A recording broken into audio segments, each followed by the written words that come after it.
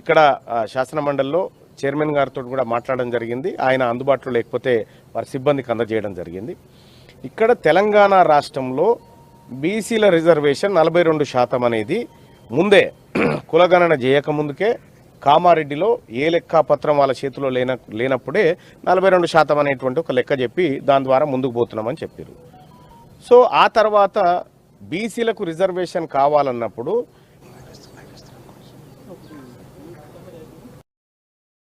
Dedicate commission report కావాలి. బీసీలకు reservation కావాలంటే అసెంబ్లీలో చట్టం చేయాలి. బీసీలకు రిజర్వేషన్ కావాలంటే గవర్నర్ ఆమోదం పొందాలి, గవర్నర్ కన్సర్న్ ఉండాలి, రాష్ట్రపతికి పంపాలి, తర్వాత పార్లమెంట్లో పెట్టాలి, ఆ తర్వాత 9th షెడ్యూల్లో పెట్టాలి. ఇది లెక్క. మరి తెలంగాణ రాష్ట్రంలో 2019 నుంచి ఇంప్లిమెంట్ చేస్తున్నటువంటి ఈడబ్ల్యూఎస్ సంగతి ఏంది? ఇది ఏ లెక్క ఆధారంగా? కేరళలో శశిధరన్ కమిటీ రిపోర్ట్ ఆధారంగా అక్కడ ఈడబ్ల్యూఎస్ కోటాను అమలు చేస్తూ ఉన్నారు. ఇలా తెలంగాణ రాష్ట్రంలో 10% ఈడబ్ల్యూఎస్ కోటాను అమలు చేస్తూ ఉన్నారు. ఏ రిపోర్ట్ ఆధారంగా అమలు చేస్తూ ఉన్నారు? ఇక్కడ తెలంగాణ రాష్ట్రంలో ఓసీల లెక్క ఎంత ఉందని మీ దగ్గర రిపోర్ట్ ఉంది. ఈ లెక్కలు మాకు కావాలి. ఈ లెక్కలు మాకైతే అప్పుడు ఖచ్చితంగా తెలంగాణ రాష్ట్ర ప్రభుత్వం చేస్తున్నటువంటి దొంగతనం బయటపడే అవకాశం ఉంది. ఈ దొంగతనం బయటపడుతుంది అనేటువంటి ఉద్దేశంతో మాకు ఈ నివేదిక సారాంశాలు కానీ నివేదిక డాటా కానీ ఇవ్వకుండా, ఇది పబ్లిక్ డాక్యుమెంటు, కొత్తగా వీళ్ళు ఏదో ఇవ్వడానికి కాదు, పబ్లిక్గా ఓపెన్గా చేసినటువంటి డాక్యుమెంటు. ఆ పబ్లిక్ డాక్యుమెంట్ను పబ్లిక్ డొమైన్లో పెట్టకుండా మాలాంటి చట్టసభ సభ్యులకు కూడా దాని వివరాలు తెలియకుండా దాచిపెట్టేంత సీక్రెట్ డాక్యుమెంట్గా ఎందుకు మారింది అది? సో కాబట్టి తెలంగాణ రాష్ట్రంలో ఇంప్లిమెంట్ చేస్తున్నటువంటి ఈడబ్ల్యూఎస్ కోటా సంగతి కూడా మర్మం కూడా ఆ రిపోర్ట్లోనే ఉంది. ఈ రిపోర్ట్ను నివేదికను బయటికి పెట్టాల్సినటువంటి అవసరం ఉంది. అలాగే స్వతంత్ర కమిటీ వేసినారు.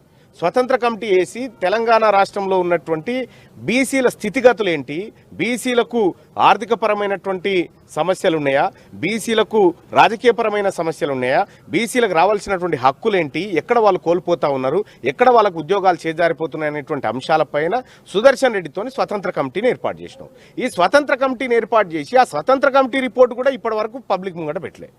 కనీసం చట్టసభ సభ్యులకు అని ఇచ్చిరంటే అది కూడా ఇవ్వలేదు. అంటే ఈ రాష్ట్రంలో ఉన్నటువంటి బీసీల స్థితిగతులపైన బీసీలకు రావాల్సినటువంటి హక్కులు తెలుసుకోవడంలో బీసీలకు హక్కు ఉంది. మరి ముఖ్యంగా ఒక శాసన మండలి సభ్యుడిగా నాకు ఆ హక్కు ఉంది. ఆ హక్కును నాకున్నటువంటి హక్కులో భాగంగా నేను 4-5 నెలల క్రితం లెటర్ రాస్తే ఇప్పటి వరకు సమాధానం ఇవ్వకుండా దాటవేయడం జరిగింది. ఇదే అంశాన్ని మండలి చైర్మన్ గారికి ఫోన్ చేసి చెప్పడం జరిగింది. సార్, ఈ నా ప్రివిలేజ్కు ఇబ్బంది జరుగుతూ ఉంది, నేను ప్రివిలేజ్ మోషన్ మూవ్ చేయాలనుకుంటున్నాను అనేటువంటి విషయాన్ని చెప్పడం జరిగింది. ఆయన ఖచ్చితంగా మల్లన్న గారు, నేను ఖచ్చితంగా ప్రివిలేజ్ కమిటీకి పంపిస్తాను, దాని మీద అధికారులను పిలిపిస్తాను, మాట్లాడతామనేటువంటి హామీ ఇవ్వడం జరిగింది. అందులో భాగంగా ఇవాళ శాసన మండలికి వచ్చి ఆ ప్రివిలేజ్ నివేదికను పిటిషన్ను అందివ్వడం జరిగింది. సో ఇక్కడ క్లియర్గా తెలంగాణ రాష్ట్ర ప్రభుత్వం బీసీలను నయవంచన గురి చేయడానికి రకరకాల జిమ్మిక్కులు ఆడుతూ ఉంది. తెలంగాణ రాష్ట్రంలో ఎన్ని గాడిదలు ఉన్నాయో లెక్కలు చెప్తా ఉంది ప్రభుత్వం. కానీ తెలంగాణ రాష్ట్రంలో ఎంతమంది బీసీలు ఉన్నారు, ఏ కులం వాళ్ళు ఎంత ఉన్నారో ఇప్పటి వరకు లెక్కలు చెప్పడం లేదు. మరి కులగణన చేసింది ఎందుకు? దాచిపెడుతుందిక, ఎందుకు బయట పెట్టడం లేదు? సో ఇదేం వ్యక్తిగత గోప్యతకు అడ్డొచ్చేటువంటి కార్యక్రమం కాదే, ఓ సమూహానికి సంబంధించింది. ఒక గ్రామంలో ఒక కులస్తులు ఎంత ఉన్నారనేది తెలుసుకుంటే ఆ కులానికి ఏం జరగాలి, వాళ్ళకు భూమి ఉందా, వాళ్ళకు ఉద్యోగం ఉందా, వాళ్ళకు పెన్షన్ వస్తుందా, వాళ్ళు ఎట్లా బతుకుతున్నారనేటువంటి లెక్కలు అడిగితే చెప్పనటువంటి ప్రభుత్వం దాచిపెడతా ఉంది. మాకు తెలిసినటువంటి సమాచారం ప్రకారం తెలంగాణ రాష్ట్రంలో ఉన్నటువంటి మొత్తం బీసీలలో 71% మంది బీసీలు దారిద్ర్య రేఖకు దిగువనున్నట్టుగా మాకు తెలుస్తూ ఉంది. దాదాపు 75 లక్షల మంది బీసీలకు అసలు గుంట భూమి కూడా లేదు. ఈ అంశాలన్నీ మాకు తెలుస్తూ ఉన్నాయి. కానీ అధికారికంగా తెలవాల్సినటువంటి అవసరం ఉంది, తెలుసుకోవాల్సినటువంటి హక్కు కూడా నాకుంది. కాబట్టి అందుకోసమే ఈ ప్రివిలేజ్ మోషన్ మూవ్ చేయడం జరిగింది. దీనికి అధికారులు సమాధానం చెప్తారని అనుకుంటున్నాం. చెప్పకపోతే ఖచ్చితంగా హైకోర్టును ఆశ్రయిస్తాం.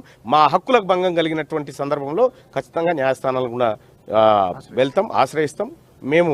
అలాగే ఇంకొక మాట కూడా చెప్తా ఉన్నాం, ఇవాళ బీసీలకు 42% రిజర్వేషన్ పేరుతోని డెడికేట్ కమిషన్ ఇచ్చినటువంటి రిపోర్ట్ను ఆధారంగా చేసుకొని జీవో ఇయ్యబోతున్నామని తెలవగానే 2 రెడ్లు పోయి అక్కడ హైకోర్టులో కేసు వేసి ఇప్పుడు హైకోర్టులో ఆ కేసు విచారణ జరుగుతూ ఉంది.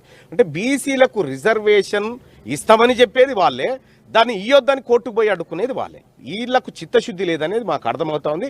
తెలంగాణ రాష్ట్రంలో ఉన్నటువంటి ప్రజలందరూ కూడా మేము రిక్వెస్ట్ చేస్తూ ఉన్నాం, ఈ అగ్రవర్ణ ప్రభుత్వాలు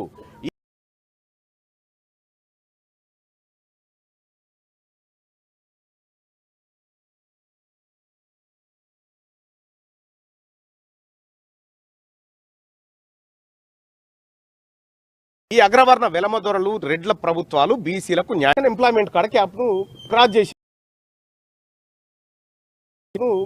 చేసింది ఈడబ్ల్యూఎస్ పేరు. బీసీ దాచిపెడతావు, రానటువంటి స్థానిక సంస్థల ఎన్నికల రిజర్వేషన్ పొలిటికల్ రిజర్వేషన్ల కోసమేమో మమ్మల్ని సుప్రీంకోర్టు దిక్కు, మమ్మల్ని పార్లమెంట్ దిక్కు చూపెట్టి, మమ్మల్ని రాష్ట్రపతి భవన్ దిక్కు చూపెట్టి మోసం చేస్తూ ఉంటావు. మాకు 42% రిజర్వేషన్. లోకల్ బాడీ ఎన్నికల్లో ఆల్రెడీ బీసీలు సర్పంచులు 51.5% ఉన్నారు. లోకల్ బాడీ ఎన్నికల్లో బీసీ ఎంపీటీసీలు 50.5% ఉన్నారు. కొత్తగా నువ్వు 42 తోటి వచ్చేది ఏమీ లేదు. కానీ విద్యా ఉద్యోగాలలో మాకు సరైన వాటా లేదు. అక్కడ 42% రిజర్వేషన్ ఇంప్లిమెంట్ చేయడానికి రాష్ట్ర ప్రభుత్వానికి చిత్తశుద్ధి కావాలి. అక్కడ ఉంటే మేము చిత్తశుద్ధి అంటాం. అది లేకుండా మమ్మల్ని మోసం చేయడానికి ఇదొకటి. ఇక రెండో విషయం, ఇక్కడ బీసీల రిజర్వేషన్ను అమలు చేయడానికి ఇన్ని చట్టసభలు అడ్డం ఉన్నాయి, ఇన్ని కోర్టులు అడ్డం ఉన్నాయి అని చెప్తా ఉన్నావు కదా. ఇక్కడ ఈడబ్ల్యూఎస్ రిజర్వేషన్ అమలు బాధ్యతను రాష్ట్ర ప్రభుత్వాలకు పార్లమెంట్ అప్పచెప్పింది. అంటే ఇక్కడ ఈడబ్ల్యూఎస్ రిజర్వేషన్ ఉండాలా వద్దా అనేది రాష్ట్ర ప్రభుత్వాలు నిర్ణయం చేస్తాయి. తెలంగాణ రాష్ట్రంలో 2019 నుంచి ఈడబ్ల్యూఎస్ రిజర్వేషన్ అమలు చేస్తూ ఉన్నారు. భారత రాజ్యాంగంలోని కాన్స్టిట్యూషనల్ అమెండ్మెంట్ 103 ప్రకారం ఈడబ్ల్యూఎస్ రిజర్వేషన్ తీసుకొచ్చింది కేంద్ర ప్రభుత్వం. మీ మీ మీ రాష్ట్రాలలో ఓసీ జనాభా ఎంతుంటే దాంట్లో నిరుపేదలైనటువంటి ఓసీలు ఎంతమంది ఉంటారో దాని ప్రకారం ఈడబ్ల్యూఎస్ రిజర్వేషన్ ఇవ్వమని చెప్పారు. అప్ టు 10% అన్నారు. అప్ టు 10%, ఒకటైనా కావచ్చు, రెండైనా కావచ్చు, మూడైనా, నాలుగైనా, ఐదైనా. ఇక్కడ తమిళనాడు రాష్ట్రానికి అప్పచెప్తే తమిళనాడు మా దగ్గర అసలు ఎవరు వెనకబడలేరు అప్పర్ కాస్ట్లో, మేము ఇంప్లిమెంట్ చేయమని పక్కకు మారేసారు. ఒకవేళ ఇంప్లిమెంట్ చేయాల్సి వచ్చినటువంటి సందర్భంలో కేరళలో శశిధరన్ కమిషన్ వేసారు. ఆ కమిషన్ ఆధారం రిపోర్ట్ ఆధారంగా అక్కడ ఉన్నటువంటి పేదలను గుర్తించి చేస్తూ ఉన్నారు. ఇక్కడ రాష్ట్ర ప్రభుత్వం రేవంత్ రెడ్డి గారు ఒక సంతకం పెడితే ఈడబ్ల్యూఎస్ రిజర్వేషన్ సెట్ అవుతుంది. అది పెట్టకుండా నేనే 3 సార్లు ఆయనకి ఇచ్చిన ఈడబ్ల్యూఎస్ రిజర్వేషన్ అక్రమంగా అమలు చేస్తూ ఉన్నారు, దాన్ని కట్టడి చేయాలని చెప్పిన ఆయన చెవిన పట్టించుకోలేదు.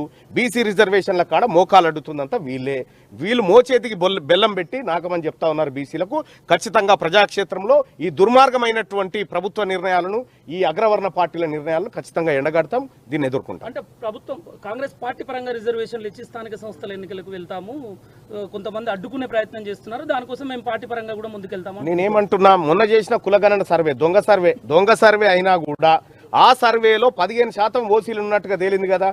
రేపు కాంగ్రెస్ పార్టీ టికెట్లో 15% ఓసీ టికెట్లు తీసుకొని మీరు పక్కకు జరుగురి. మీరు మాకు 42 ఇచ్చేదేముంది, అవి తీసుకొని పక్కకు జరుగురి, మిగతాది మేము చూసుకుంటాం.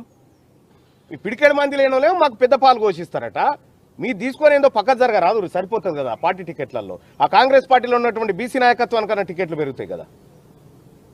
Okay, thank you. శాసన మండలికి నాతో పాటు మా తెలంగాణ రాజ్యాధికార పార్టీ నాయకులు కూడా రావడం జరిగింది.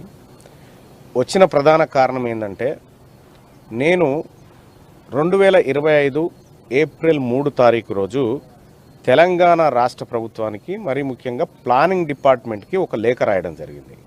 ఆ లేఖ సారాంశం ఏంటంటే, తెలంగాణ రాష్ట్రంలో ఈ రాష్ట్ర ప్రభుత్వం చేసినటువంటి సమగ్ర కుల సర్వే నివేదిక కావాలి, ఆ రిపోర్ట్ను నాకు ఇవ్వండి అని చెప్పి నేను అడగడం జరిగింది.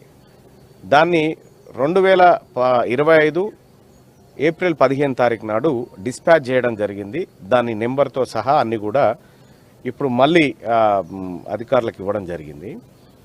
తెలంగాణ రాష్ట్రంలో ఏ గ్రామంలో ఏ కులం వాళ్ళు ఎంతమంది ఉన్నారు, అసలు వాళ్ళ స్థితిగతులు ఏంటి అనే అంశాలను అడుగుతూ నేను లెటర్ పెడితే ఇప్పటి వరకు నాకు సమాధానం ఇవ్వలేదు. సో ఇది ఒక శాసన మండలి సభ్యుడిగా నాకున్నటువంటి హక్కు, నేను తెలుసుకునేటువంటి హక్కు నాకుంది. ఒక శాసన మండలి సభ్యుడికే ఇవ్వకుండా ఈ జనరల్ ప్లానింగ్ డిపార్ట్మెంట్కి సంబంధించినటువంటి అధికారులు తాత్సారం చేయడంతో నేను